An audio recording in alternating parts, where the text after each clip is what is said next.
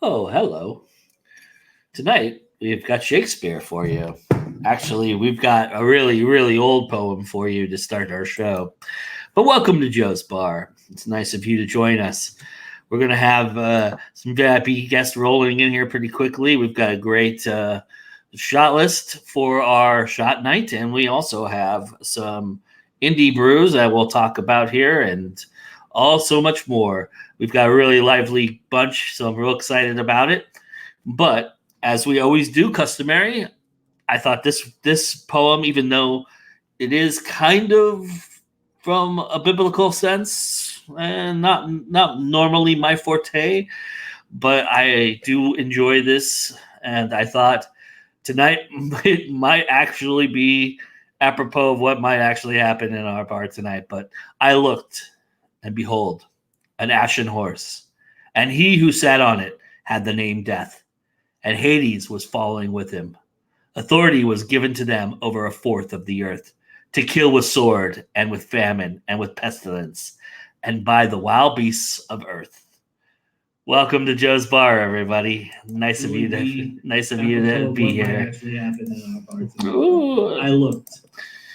So, with that, I think we have some VIP guests arriving. Let me bring them all in here. And look at that.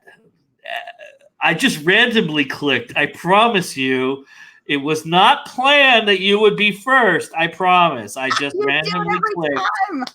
And you are there. So, hello, Katie Salidas. Nice to have you here tonight. Hey, Joe. Tonight I'm Captain Trainwreck. All right. Well, Captain Trainwreck, tell everybody a little bit about yourself so that everybody can get a sense of who you are. Those who may not know you, I don't know who doesn't, but maybe somebody out there new is joining us. That'd be awesome. Well, for those who don't know me, I am Katie Salidas, also known as Captain Trainwreck, and I am a urban fantasy paranormal thriller author with 5 book series. I'm also the host and producer of the Spilling Ink Show. Nice. And we have another guest joining us, Miss Isa McLaren. Hi, Isa. How you doing? Hi. That was a really cheery poem, Joe. Yeah. I'm glad I have plenty of alcohol to cheer us all up. Well, I thought it was apropos for this group. I have a feeling that some sword fighting is going to happen tonight. So, but it's nice of you to be here. Thank you so much. You actually made a nice little tray of drinks for everybody, which I thought was very nice of you. Look Yes, at that. I did. That's awesome. That's really cool. To go along with the drink specials tonight. Yeah, that's fantastic. So tell everybody about you. Hi, I'm Isa McLaren, and I love crime. My first book, A Kiss for Luck, is a crime thriller. It came out in May, and I'm working on the first book in a new series, Dead Men Walking. It's an action-adventure tale. I'm also the CEO of Three Furies Press. Nice. Well, welcome here. We're very happy to have you here with us, and we have another guest joining us. Miss Angela Haussman. Hello, Angela. How are you? It's nice of you to join us. I'm good. How are you? Good. You're a newcomer to Joe's Bar. We love it when we have new people join us. So welcome. Tell us a little bit about yourself. Okay, so Angela Haussman, and I write something I call apocalyptic thrillers because there's not just murder. There is like there are usually some kind of terrorists who are trying to change the shape of the world. So they're not just interested in killing somebody. They're interested in creating total mayhem. So I have a 5-book series. The 5th one should be published by the end of the year. The other 4 are out. One is bioterrorism. One is the grid going out, the electrical grid. One is a group of international terrorists. And then the first one just kind of sets everything else up. Very nice. That's awesome. So you must have enjoyed the poem as well then. I did. The most common element, the common word that you hear in my reviews is dark. Nice. Very cool. Well, that was a terrible segue to bring in our next guest. Hi-yo! Welcome to our VIP lounge, the one and only Mr. Bryan Tann. Brian, oh look at he even changed his shirt for us. I changed shirts twice. You First, did. I had no shirt. You're And such a then diva. I tried. Well, see, first I had no shirt, and then I put on a shirt, and then I put on this shirt. This is actually courtesy of Three Furies Press in the marketing department. Yeah, This is actually branding from my book Invincible Heart. Nice. So tell everybody about yourself, Mr. Bryan Tann. My name's Bryan Tann, and I am a plotaholic. Possibly borderline alcoholic. Who knows? Anywho, I write fiction, and the only reason why I say that is because my books just are all over the place. I've got 2 sci-fi novels out. I'm part of the John Baker Chronicles, a spinoff to Kendra Souter's Permutation Archive series. Science fiction, political thriller. Essentially, if you like the Hunger Games and you like the X-Men, then this is the series for you. Nice. I am also the author of paranormal, urban fantasy vampire novel series, the Path of Redemption series. We'll be getting the first book in that series, The Enforcer, will actually be re-released under Burning Willow Press in the coming months. And book 2 will be coming a few months after that. I've also written an erotic crime thriller named Ed and Livy, which has been described as very dark. And I actually had my ex-wife come to me after I wrote that book and go, "So I heard you wrote a book about me." No, I promise. Yes. I'm also working on my first straight-up horror novel entitled The Concussion, which should be, I feel that it's going to be my magnum opus, and that'll be coming in the coming months as well. Very cool. Awesome. Well, welcome, sir. Rebecca Jonesy has been in and out. She's having some internet things going on. So hopefully she'll come back and join us here really quickly, and then we'll get her to introduce herself. We do have one more seat available for her.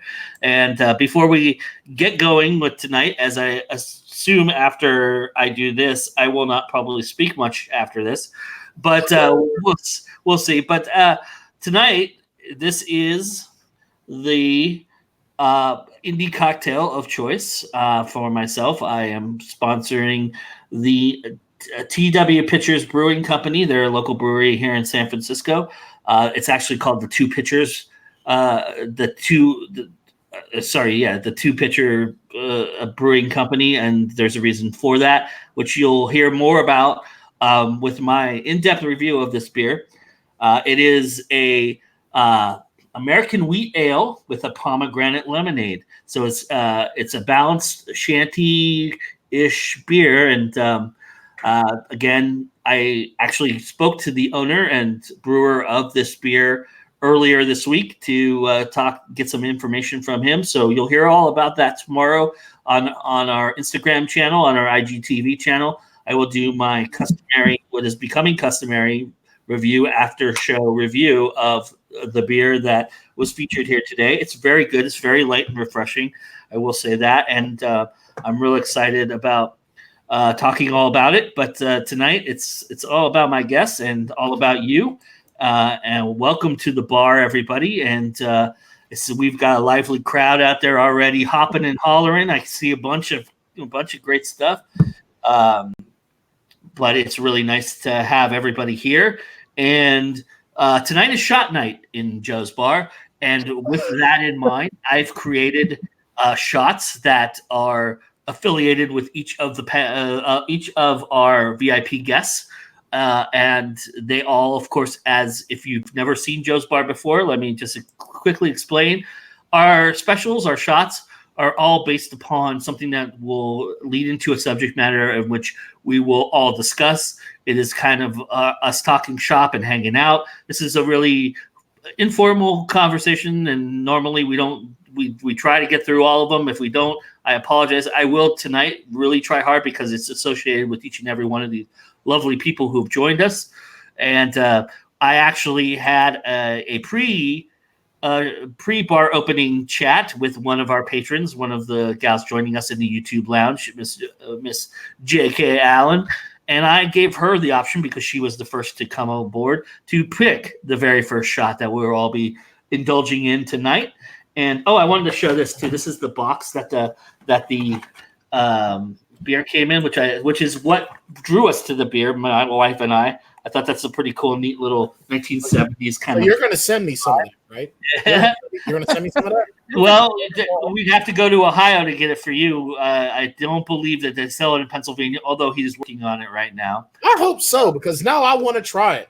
You've been talking about it, and now I want some. Well, there you go. That's the whole point, right? So that's great. But anyway, tonight we're going to start with the no soup or Salidas shot. And it is basically, for everybody out there, it's one trick you use to get to the meat of what you're really trying to say in your writing. What is one trick that everybody uses to kind of get right to it, right to the meat? Oh, come on, guys. You had these before everybody else, so I would hope you all talk about it tonight. You know what? Shut off the editor. Just word spew. Throw out whatever is in your mind, no matter how stupid it is, and just get it out there. And I say a lot of stupid stuff. Brian is the patron saint of saying stupid things. Damn right I am. Rubik's Cube jelly. See? Yeah. You know, it's that whole idea of throwing shit at a wall and seeing what sticks. It works. It really does. Absolutely. I mean, honestly, you just do it. There is no. The trick to doing it is just doing it. I mean, you might as well ask a sharpshooter how they hit the target 8 to 9 times out of 10 at a time. You just do it. You practice and you practice and you practice. Well, is there something that has come a lot easier for you in getting to the meat faster that your practice has in here? You know, I've noticed that when I was younger, and I'm talking this was back when I was a young pup, I tried to be funny. And in trying to be funny, I wasn't funny. Now I just be myself. I'm to the point now where I just don't care what anyone thinks about me. So I'm so comfortable in my own skin, it's actually should be a crime. And I just talk. And when I'm writing, I'm just like, when I write, it's the extension of me talking. So I just communicate what I want. And I sort of tickle your emotions, whether I tickle your laughter, I tickle your sadness, I tickle your anger, and then boom, punches you in the face. But that's a good point, though. It becomes second nature. Practice makes perfect, and eventually, if you've done it for long enough, you don't really think about it. You just do. You just do. Not to sound like Yoda. But you've got to practice. You've got to practice. You got to practice your art, man. I mean, I remember, God, when I was first writing The Enforcer back in 2006, I was trying so hard to be witty and funny and just trying too hard. And I mean, it was a piece of shit, being honest. And I mean, looking back on some of it, you know, I see, and because I just recently was doing the edits for The Enforcer, and there were certain points in time that I really had to change some of the narrative and change some of the dialogue without like writing the whole book over again, because I realized where I've grown. And you've got to grow. You got to keep growing, man. I think Go ahead. Oh, I was just going to say, I think that there are two things that I do. One is something that I learned in graduate school, which is that you just need to discipline yourself to sit down and write, and don't censure yourself, but try and write for at least half an hour every day, so that it's kind of like exercise. You know, if you don't exercise for weeks at a time, you go back and you're not very strong, and you hurt the next day, and then you don't want to do it. So setting aside some time every day and trying to write every day. The other thing I think is that as I've grown as a writer, one of the things that I think is my strength is that I write really strong characters, and you really get to know my characters and feel my characters. And one of the things that it seems like I do is almost kind of become schizophrenic. So I'm in a character and I'm writing that character and I'm seeing what they're seeing, and I'm trying to imagine what they're thinking. And then I switch into a different character and try and put myself wholly into what that particular character is thinking and feeling and seeing. Yeah.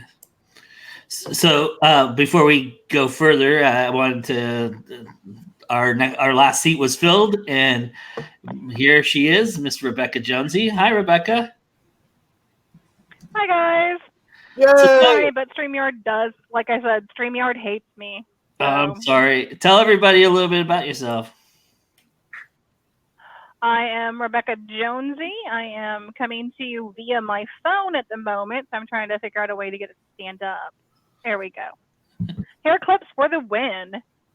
Woo! I am a author and publisher. I write Mabdal, which is an urban fantasy series that follows a fae princess, actually, who is traveling through the Americas, hunting down urban legends. Ooh, fun. And then I write the dirty stuff. I also write romance and smut, and so far I have written in every subgenre, I believe, of romance. So except sports, because I mean, screw sports. Nice. So Miss J.K. Allen picked the no super Salidas shot to start us off tonight. And that was one trick you used to get them to the meat of what you're really trying to say in your writing. Is there something that you do, Rebekah, that you really have found works for you? I legit go down 5 line spaces and then I write it. This is what you're trying to say. Nice. And I compare from here to here. And I'm like, okay, I've got point A, point B, let's get there. Yeah. And just make sure that everything I write focuses towards that point. And once I hit that point, I'll erase it. And if need be, I'll put a new point in and write to it. Awesome. So Julia also asked to follow up on this, if you guys have any rituals or cues that that you guys use to get started. Yes, definitely. No, but I want to answer the other question so I can do this damn shot. Sure. Yeah. Do it. I like to work from themes and like figure out the theme ahead of time and then let my brain work on how that theme relates to all the different characters and the plot points I want to achieve. And when I start seeing them come together, it's like, all right, I'm also a fiber artist. When you make a quilt and you do each individual block, it looks, kind of haphazard. But once everything comes together, then the overall pattern starts to emerge. And so I think that's really cool to just have that starting point and work it all together. Nice. Okay. This is a pepper, potato, and olive salad with a white wine vinaigrette. Wow. Yeah. Woo! Nice. Suck it down. Nice. She had to suck it. She just tossed it. Man, this is just wine, but I'm going to just drink it. Anybody else want to add to this before we get to the next shot? About what? All right. So I'm going to pick the next shot because it's my show, and damn it, I don't get to pick these usually. So Damn right. Plus, you're wearing the hat. You can do whatever. there you go. Yes. So for me, I want to do the rubber band TANN shot. Yeah. Yeah. Yeah. So. Oh, that's going to be a hell of a chaser. Yeah. All right. For those of you who don't know, Bryan recently re-released Invincible Heart, which is part of his John Baker Chronicles. It's the first book in the John Baker Chronicles, and he'll be releasing the second book here very soon. Actually, the second book's already out. Oh, is it really? I'm sorry. I apologize. Yeah, that's why he's still alive right now. Yeah, that's a funny story too, because Jonesy and Sharon, my better half, have been conspiring against me behind my back about the way I ended the first John Baker book. I'm not sure I'd say conspiring, because once again, you're still alive. But we were debating it. Yeah. All right. So if you were to look back at your first work, what is something you're still doing that you feel like you got right from the beginning, and something that has drastically changed? I got absolutely nothing right the first time around. Oh my God. The only thing that I was able to do properly was character building and character dialogue. Well, then you got something right. Don't judge me. That is the only thing I got right, was character building and dialogue. Other than that, oh my God, that first book, I still own the very first print copy of The Enforcer. And I swear to God, no one is gonna see that again. The 4.5 people that purchased that book at first print are gonna be the only ones that have it, because I am gonna do everything I can to make sure that never comes out. It is horrible. All right. Yeah, that's it. Basically, the narrative, the actual narrative, is what I've gotten better with. The dialogue and the character building, I think that I've always been good at. I've always been good at making characters. It was just the dialogue the narrative that I sucked at. Nice. For Captain Trainwreck, who disappeared on us, we're doing the rubber band tan shot, which is if you were to look back at your first work, what is something you're still doing that you got right from the beginning, and something that has drastically changed? So. Oh shit! I'm still for the most part a pantser, for the most part, and that's how I've always been. I just sit down and I go, "What am I going to write today?" And I kind of first drafts are always go with the flow. But what I've changed in my style now is, rather than 100% pantser, I write kind of to-do lists. So not a full plot, not an outline by any stretch of the imagination, but an idea of where I want the story to go. Just a couple of quick bullet points, get some eggs, milk, cheese, kill the demon, what have you. Nice. How about for get some eggs, milk the demon. Don't get your to-do list mixed up. That's pretty much it. I mean, I still like to feel the story out organically. Nice. How about for anybody else? So, like Brian, my characters and dialogue have always been good. Setting was something, it was like, yeah, they had great lines, but these people were acting on a naked stage. And so I've gotten much better at setting things and actually having the setting be part of the what character in the book too. Yeah, very cool. Yeah, I'm same as Isa there. I had great characters and they were just acting naked on the stage. So I kind of had to mine flesh out the background a little bit for them. Why would they wear clothes? Because clothes are beautiful. So you can have something to take off. Clothes are the devil's handcuffs. Clothes are beautiful. No. That's funny. I said we're talking to Katie earlier today. Everything. I don't like clothes. They're evil. How about for you, Angela? Drink some more. You'll feel better.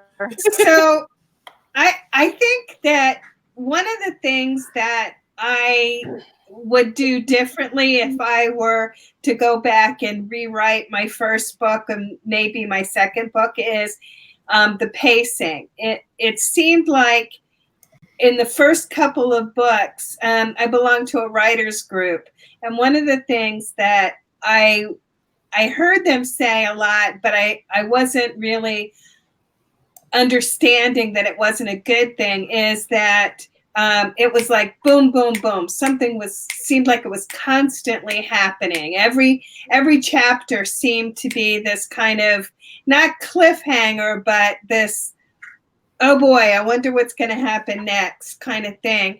And later on, by the third book, I think I got much better at slowing things down so that your heart wasn't racing the entire time that you were reading the book. Nice. Very awesome. All right. So we're humming right along, everybody. So Nice you job. ready for me to do this shot? Yes, ma'am. Okay. Yeah. This is a flaming rubber band man. If I can get it to flame. Oh, I- Do it!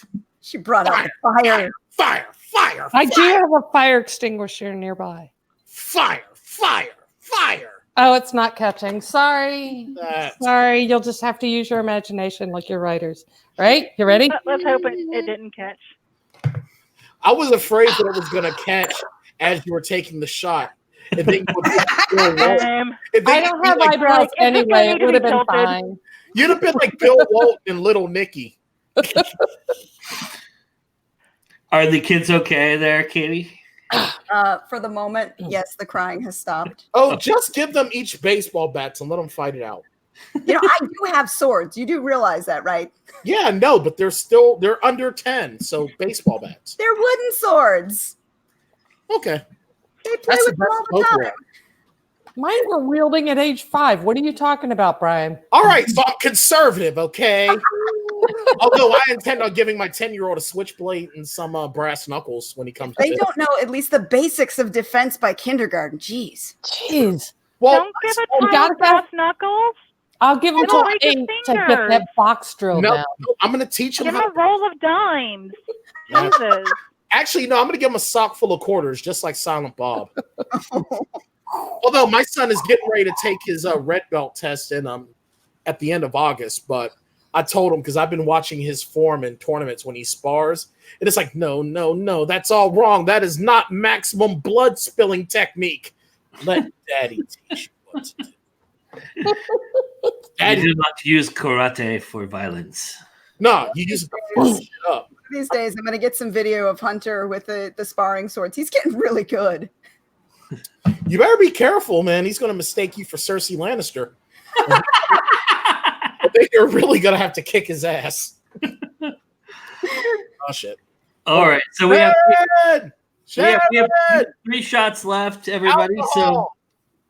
I'm out. I have 4 in front of me. So you have 4? Do I have 4 left? Would you guys be No, offended if but I referred made to one for Sharon as you. Beer Wench? Oh, cool. I'll be excited to hear what that is. More But, ale! I so love you, please. Brian Tan, Yeah. squirrel, Brian Tan, Sorry, I'm squirrel. screaming for more alcohol. Yeah, we noticed, dude. I'm gonna since Rebecca. Sorry, go ahead. Is the best. Rebecca, you get to choose. Do we do the lavish isolation shot? Yes. Yes? All right. Yes. I All would right. like to do the ISA. All right. Hey, I did the Isa earlier. I'm filming. All right. So our lavish isolation shot. Can you pinpoint the moment you told yourself you were going to finish a book no matter what and did so?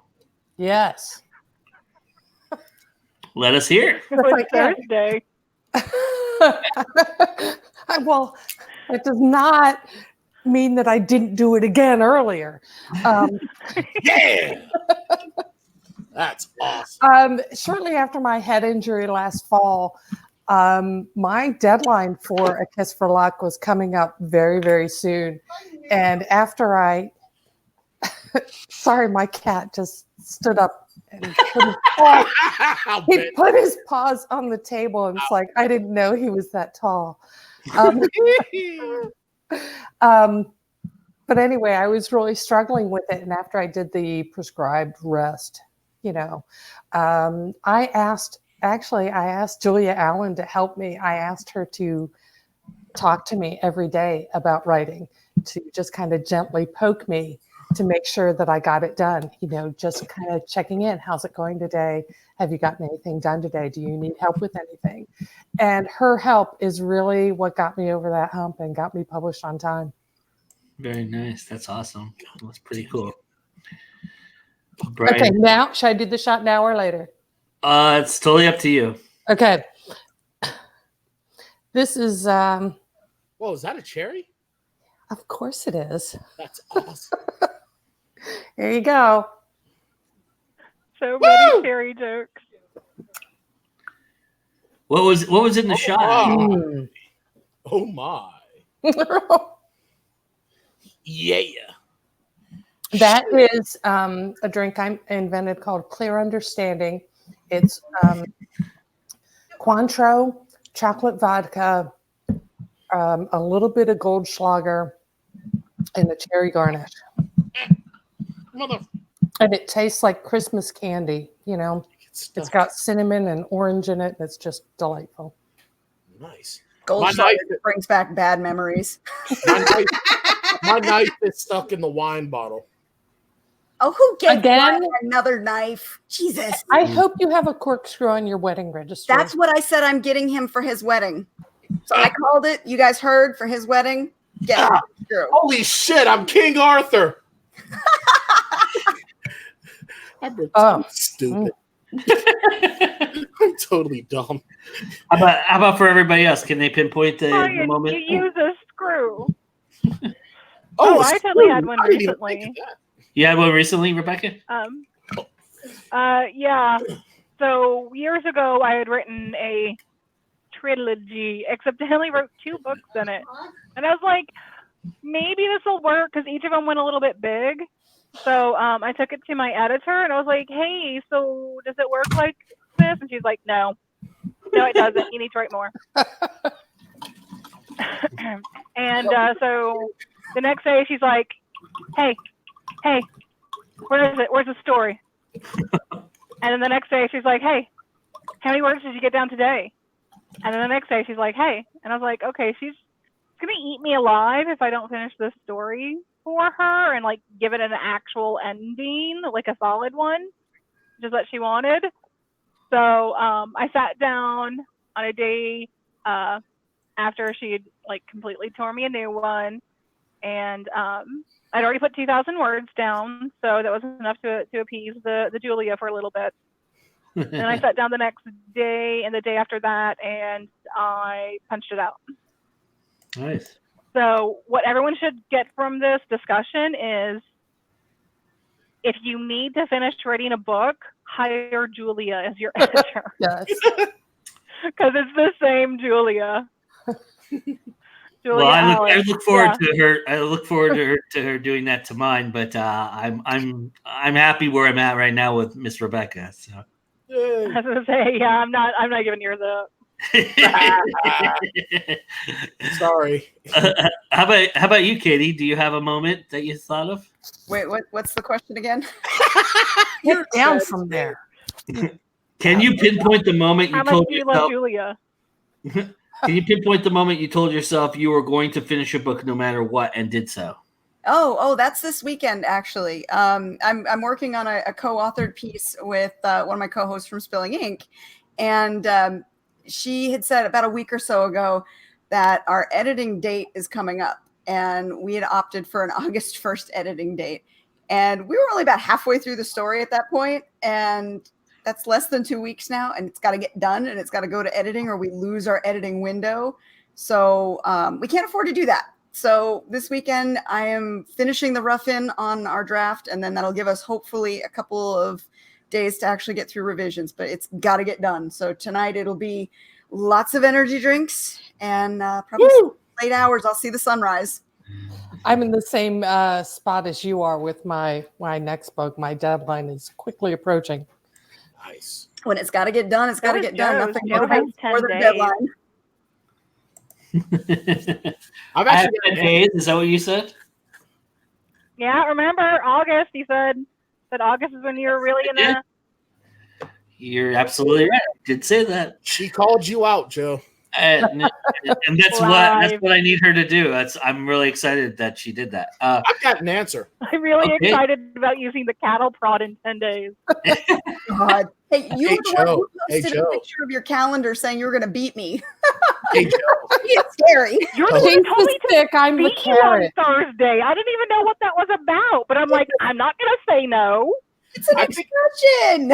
I think it's hilarious the fact that in a few short days, Joe Compton's going to have a cattle prod shoved where the sun doesn't shine. And I'll still have the hat on. That's awesome. That is the awesomest thing I've heard all night. And that's what your drink is called, Joe's hat. Oh, nice. That's a Cool. badass hat. We need to like How about, what merchandise were we that. going to say, Brian? You said you had an answer? Yeah, I did. When I was writing Ed and Livy, someone whose name I will never mention in public or otherwise again, told me to get it to their possible publisher, which could have like really at the time set my career off. I was told that I had to have it completely finished in 3 days. I only had 2,000 words written. Wow. So Oh God. that Friday, I didn't know what I was going to do or how I was going to get it done. So I was living in Spofford, New Hampshire at the time.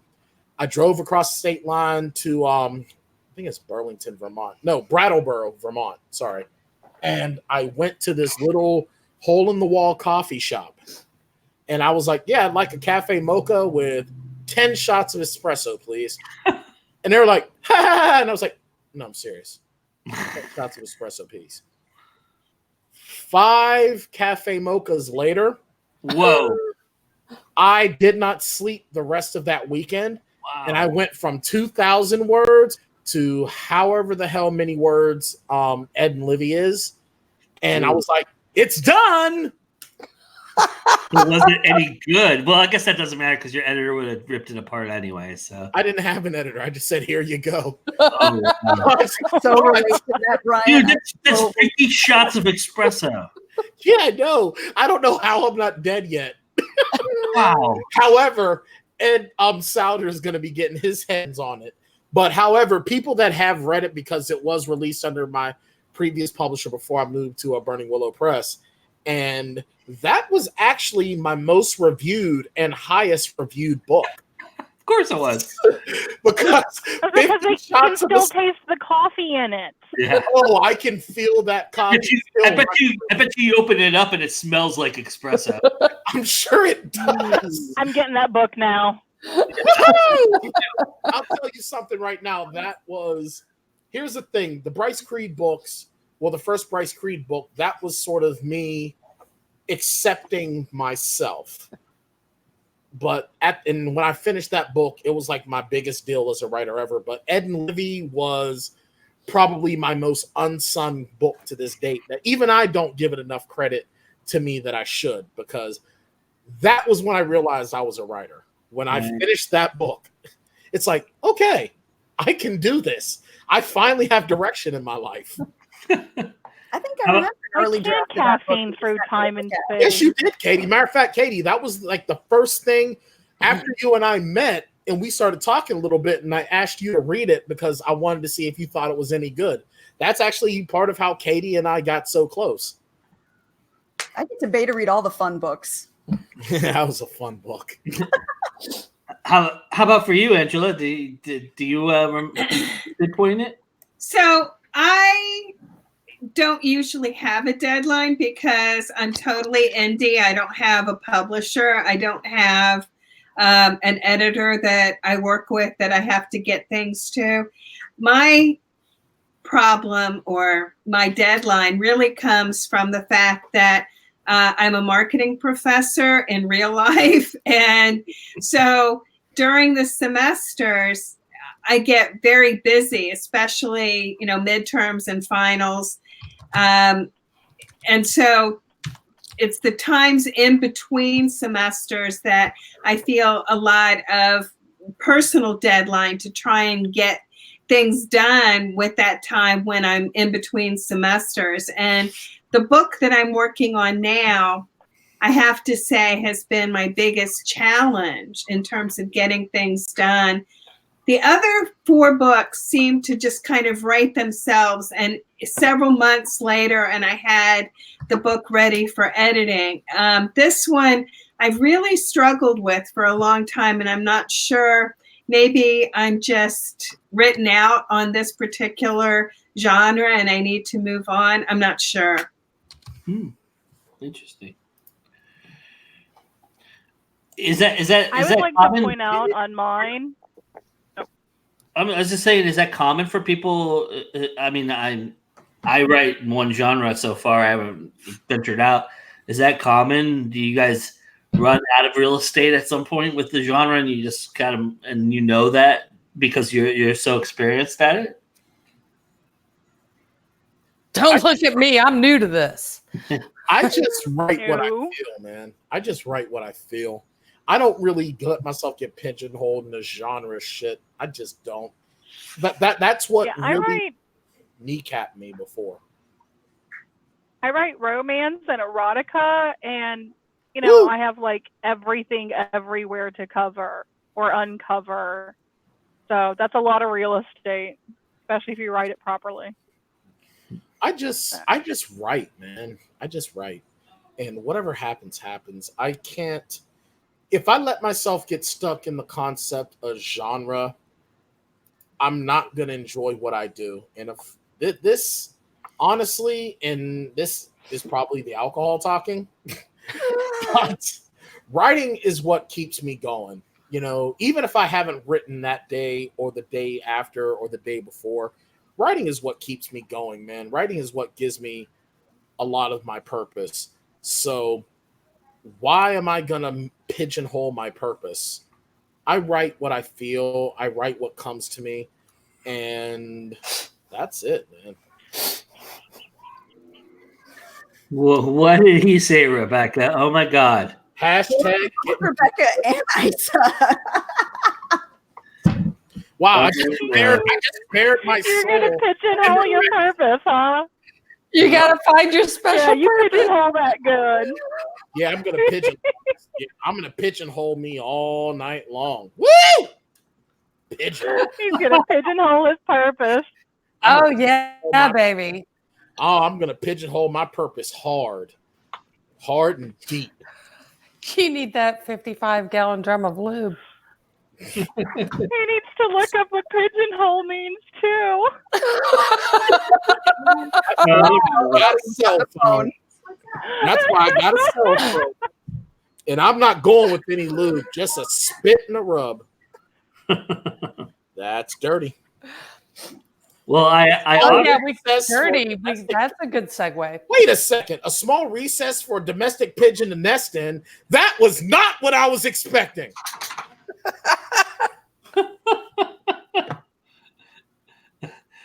and here is where we cross over with Spilling Ink. Tonight on Spilling Ink, we discussed research, and Bryan Tann is doing research as we're talking at Joe's Bar. Damn right I am. Way to cross research or Spilling Ink. You can always depend on Bryan to cross promote for us. Aha, the Urban Dictionary. That'll tell me what I need to know. Oh no! Please don't read that out loud.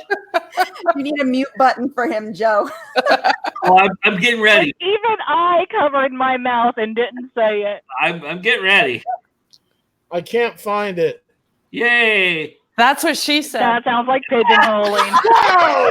That's There we go.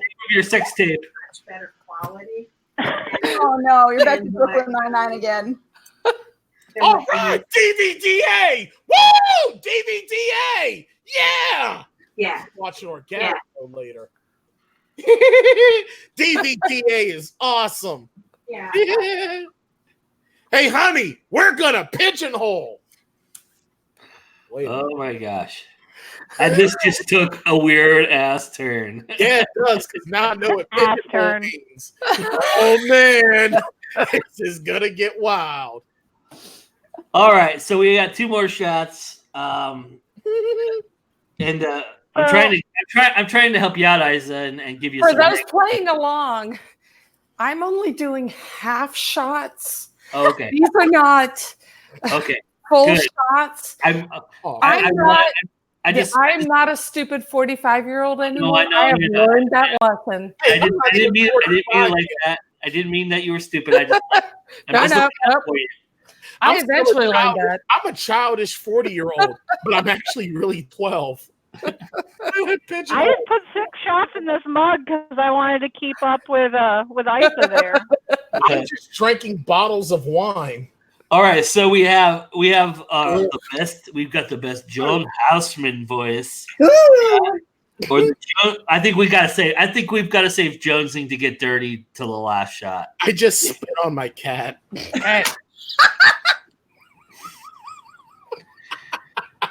Did you pigeonhole it? Almost. I'll pigeonhole you, big boy. Come on, I'm almost out. So we need to finish. Katie, I really think you should be having headphones right now. Don't drink it all because we have a toast at the end, Angela. So that's what she said. All right, she's a teacher too. All right, let's do the best Houseman voice. Alrighty. For this, I'm playing off of Angela's name a little bit because there's the great John Houseman, and if you don't know who he is, go Google him. I don't have time to explain it, but he had a very distinct way of speaking, a very peculiar way. Some would even say. If you have never seen the movie Arthur, you need to go. Well, he wasn't in Arthur. Which Arthur? Yeah, that's not John Houseman. Never mind. If you have never seen The Paper Chase, you need to go see A Paper Chase. Yeah, that's what I think he's most known for is The Paper Chase. So, what character took some getting used to and presented your biggest challenge in writing them because of either their dialect or their cadence? So in the book that I recently published, The Grid, it's about the electrical grid going down, and the FBI is trying to figure out who's behind this, and they latch on to a group of survivalists in West Virginia. And I would say that dialect was the hardest to get down because it's a very interesting dialect. I have family from West Virginia. I used to spend all of my summers in West Virginia. And so, I had to really just get that dialect back in my head in order to write it. And I think it came out pretty good. That's a tough dialect. It is a tough dialect. I interviewed a gentleman who did a movie at CineQuest about the miners. It was this famous miner story in West Virginia, a rescue story, and he did a movie about it, a fictional movie about it. And he was talking about how hard it was to get actors from outside of West Virginia to come in because they didn't speak in the tone and the cadence that he wanted. Right. He wanted to be very authentic about it, and so it was very interesting to hear him talk all about that. And I've never noticed it before, but then you go back and I listen to people from West Virginia and I do notice it now. Yeah. And one of the tools that I did, because there was really a massive amount of dialogue and it's a very hard dialect to write. One of the things that I wrote into the story is that as they got deeper and deeper into the conversation, his dialect started to melt away. And then it was much easier to write because I didn't have to worry about his dialect anymore. And yet readers, I think, still had it in their head, oh, this is a guy from West Virginia who's, living in the backwoods and he's a survivalist and stuff. That's awesome. How about anybody else? Anybody else have an experience with dialect and cadence that drove them crazy with their character? I will never, ever write a character with Pittsburghese. I will never put a Yinzer. And for those who don't know what a Yinzer is, Angela is the only other person on this panel that knows what a Yinzer is. I am never putting a Yinzer in my book because the Yinzer dialect, this is a Western Pennsylvania thing. A Yinzer dialect is a combination of, and please correct me if I'm wrong, Angie, is German, Polish, Italian, German, Polish, Italian, and Dutch, kind of. And it's all just slammed together, and that is the universal dialect of Western Pennsylvania. So where you normal people will say, hey, I'm going downtown. In Pittsburgh, we say, yeah, I'm going downtown now. Or if you don't get it, Billy Gardell, who was Mike on Mike and Molly, go to iHeartRadio and listen to the DVE morning show when Billy Gardell is on there.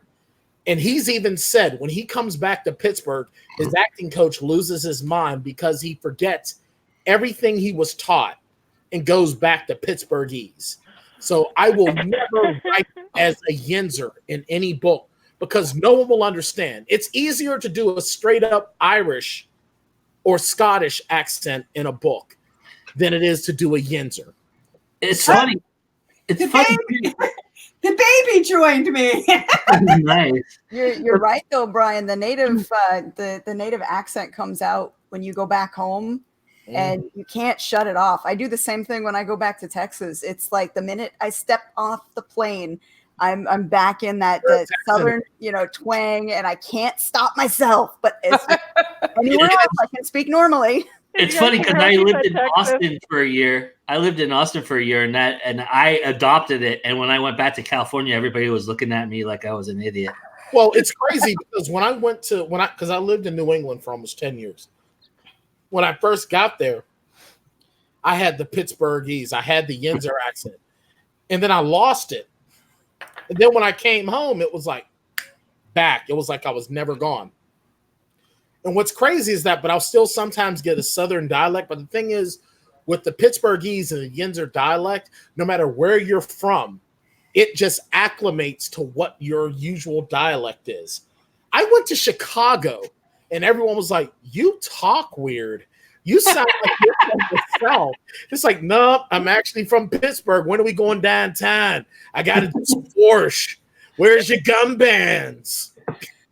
Did you ever, 10 years in New England, did you ever adopt that dialect at all? I did. I did. I actually started saying wicked a lot. Yeah. And I did start calling people kid like all the time. What are you doing over there, kid? I did start saying kid all the time and saying wicked. But every now and again, the Yinzer would kick back in. So yeah, I will never, like, most of my books do take place in Pittsburgh. I am never putting a Yinzer in my book because it is just too difficult to write that dialect. I think it's funny that, Brian, that you thought a Scottish accent was, you said it was easier than a Yinzer, but the way you said it made me think that it was hard. For me, that's one of the easiest dialects. I mean, I am Scottish, right? I have a character in my upcoming book that is Scottish, and his dialogue just kind of just flows. Of course, he uses fuck like punctuation, as all Scots do. Awesome. And his is really easy, but where I had trouble is in A Kiss for Luck, Jules Brand. His accent is very, very chameleon-like. He's a con man, right? So he adapts to whoever he's talking to, but he's Belgian. So he learned to speak French, Dutch, German, and English as a child, moved to the United States and in Brooklyn and lived there for a while, and then moved to Italy. He's fluent in Italian, and it just all kind of goes together. He's got this Euro trash accent. And in the book, he switches. There are times that he's in Italy that he needs to speak Italian.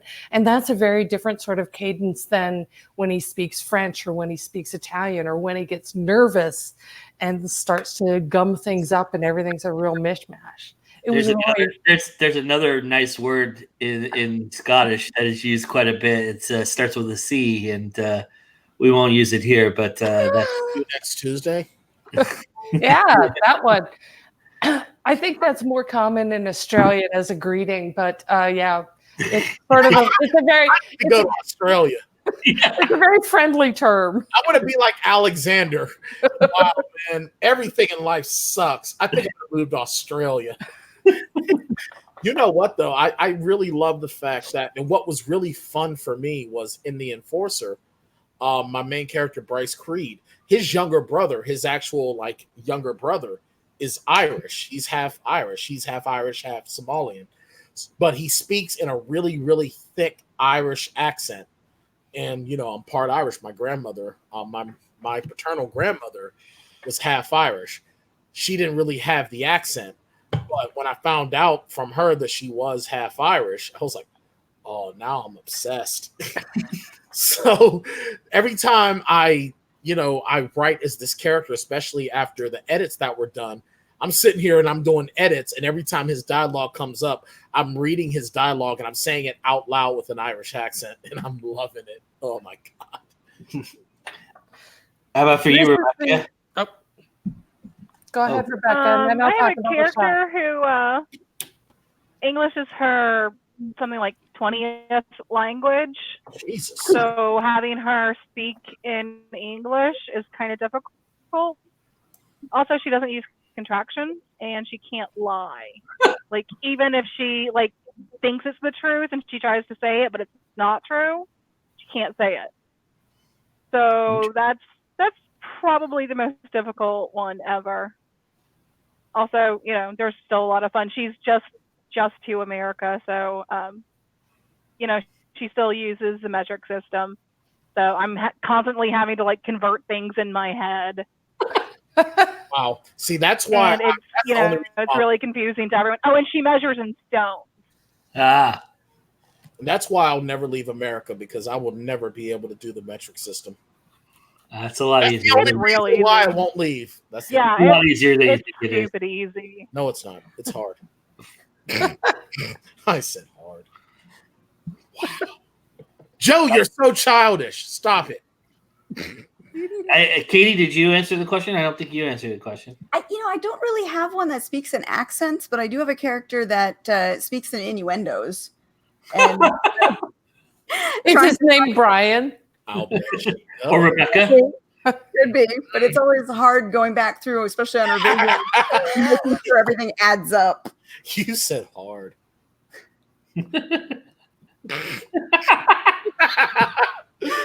I should stop. Oh, now this drink is entirely appropriate. All right. Yeah, please. It's in my fanciest teacup because John Houseman was classy as fuck. Yes, he was. But the drink inside, well, I'm still Isa, so it's a buttery nipple. Yeah, nipples. Awesome. He was also the grandfather in Silver Spoons with Ricky Schroeder. He was. Nice. Mhm. Nice pull. Hey, I am a plotaholic, man. I wish I had buttery nipples. Get some butter. Hey, Sharon, where do we keep the butter? Oh, don't give him ideas. I It'll need help with the butter. pigeonholing later. I need the butter. I need butter. Because I need buttery nipples. I demand butter. Please, I'll give you $1. Boy, you're lucky she don't beat you. I'll give you $2. He probably does. $3. And $3 for butter. Come on, baby. I need I'm butter. gonna send her the link on where to get the cattle prods. No, you can't cut me off. Cattle prod plus butter equals lots of fun for Oh, God. holding the handle. Oh, no, we those lost that- Joe. for those- Oh, you lost Joe. Look what you did, Brian. Oh, shit, I killed You Joe. chased Joe off. Oh, shit, I killed Joe. Sharon. Oh, my God. For those that don't know, this is Sharon. This is my better half. Just so you guys know, she is She on has to be. She is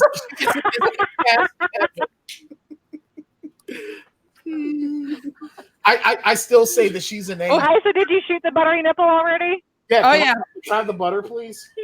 I need buttery nipples. Do not butter your nipple Okay. on the show. Joe's can't. power went out You're gonna get hair in it. and back on. Hang tight, everybody. Well, since he's not here to stop me, I'm buttering my nipples. Oh, good God.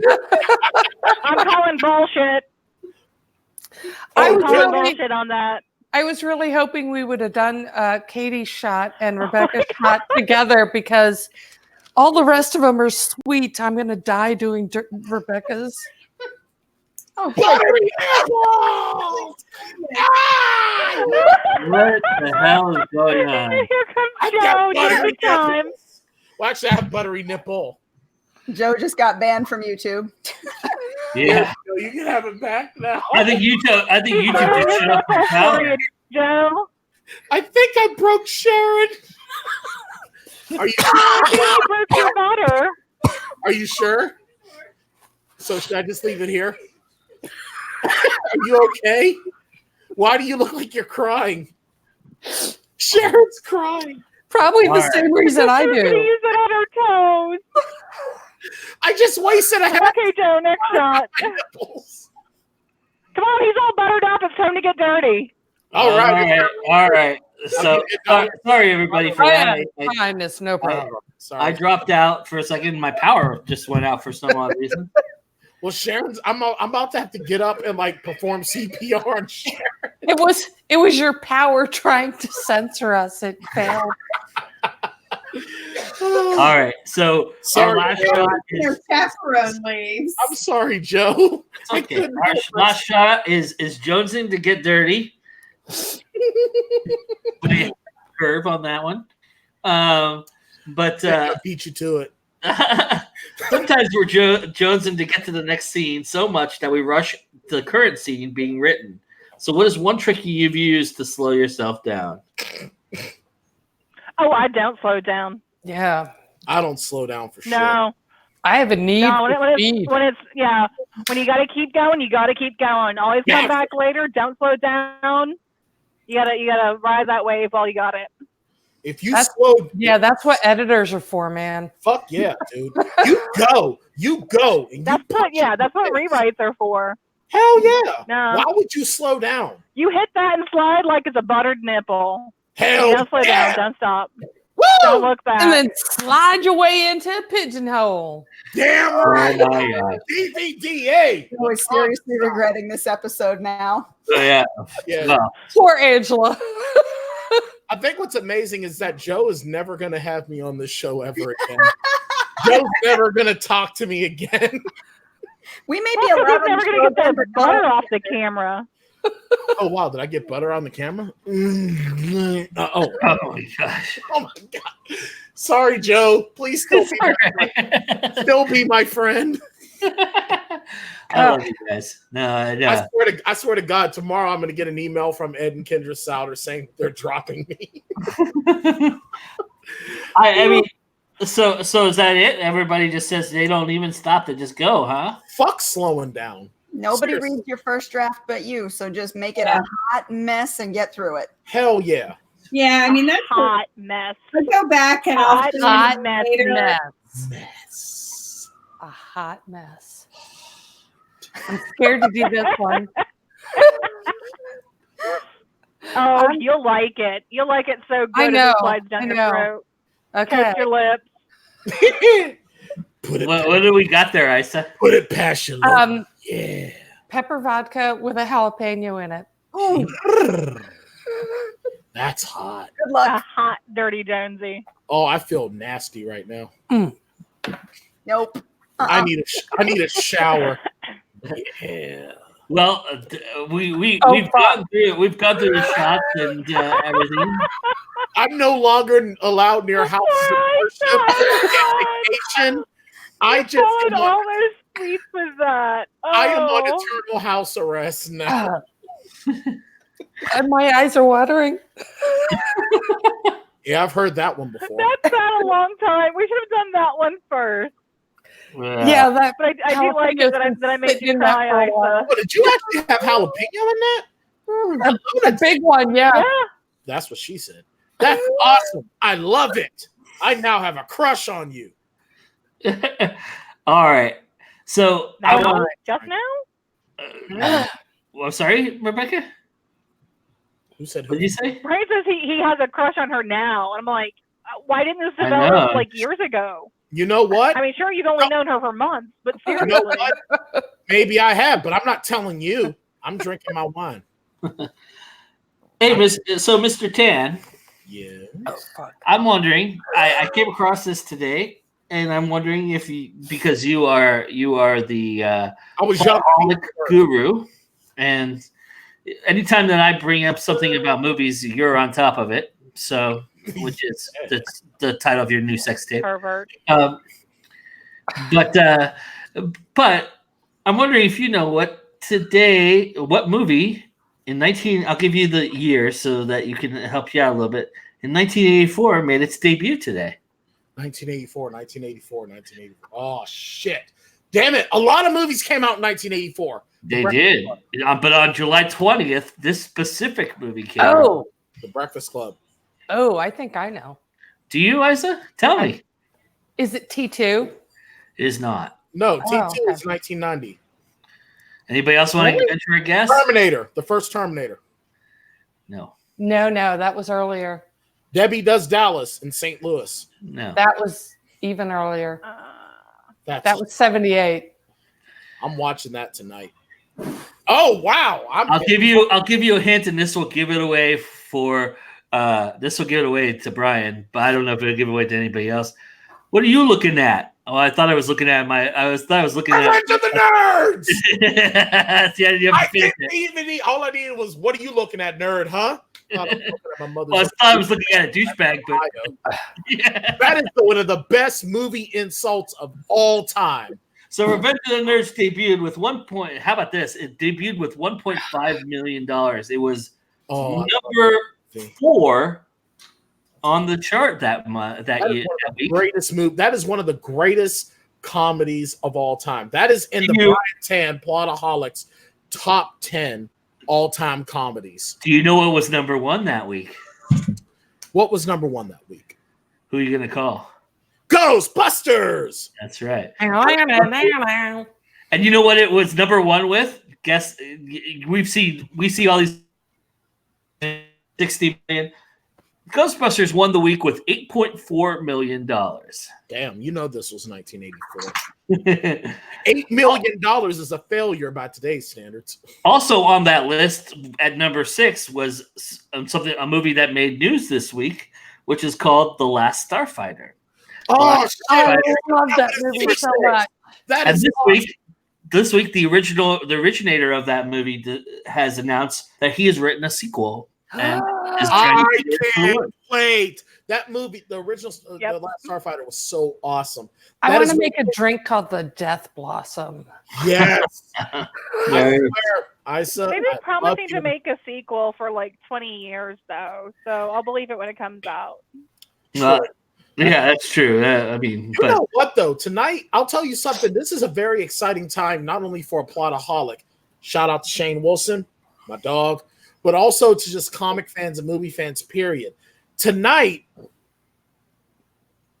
Avengers Endgame has officially beaten Avatar. wow. It's now the number 1 film in history. Which Avatar? The first one. Part 18. No. The one with the airbender or the one with the guys in mech suits and blue people? The ones with the blue lion people. The blue people. Yeah. Yeah, the unobtainium. So Avengers Endgame has beaten that. And then Cottonmouth, I can't remember the guy's name, and I'm going to screw up his name, but the guy that played Cottonmouth in Luke Cage is going to be frickin' Blade. I am frickin' pumped because he is an amazing actor. Sorry, Joe. I'm sorry. That's okay. No, that's fine. I'm excited. I'm drunk and I'm excited, and I am surrounded by the awesomest people that I know. I swear to God, if Kendra just comes out of nowhere, I'm probably just going to melt into a puddle of Brian because I am around like my favorite people. Like I am closer to I don't talk that much, but You had to wait to say that until Katie disconnected. where did Katie It was go? terrible, man. I was Katie had to bow out. She had an emergency. But Kids are fighting again. But I think on that note too, we're ready to do our toast. So everybody grab their drinks. I've got Joe's hat. All right, nice. I got one swallow left. That's what she said. I am sorry that I am too drunk to be a normal human being. So on our theme of earlier this evening, my toast is a very popular bar toast, and here we go. To hell, may the stay be there as enjoyable as the way to get there was. Cheers, everybody. Cheers, Cheers. L'chaim.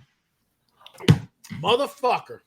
And with that, Joe's Bar for July is closed. Thank you, everybody, for being here. I really appreciate it. Thank you to my awesome VIP deck. Thank you to the awesome YouTube chat lounge. You guys were awesome. Great conversations tonight. Great, awesome everything. And remember that it's always time to go indie now. And we'll see you soon. We have This Week in Indies coming up tomorrow. And then we've got all kinds of great stuff coming up. We've got our flagship show coming up and everything going on. And on August 1st, everybody come back here August 1st, Thursday night, August 1st. A certain someone who's here will be joining me as well as a part of that. And we are going to do our first town hall meeting, and it will be with acquisition managers of publishing industry who will indie acquisition managers, I should say, who will talk about how you can become part of their teams and what they look for and how they look for it. And we'll be taking all of your questions. You'll be controlling the entire show. So hopefully you all come in, show up, and ask great questions. And we'll see you then. Until then, like I said, it's always time to go indie now. And with that, we are done. Bye. That'll be perfect timing because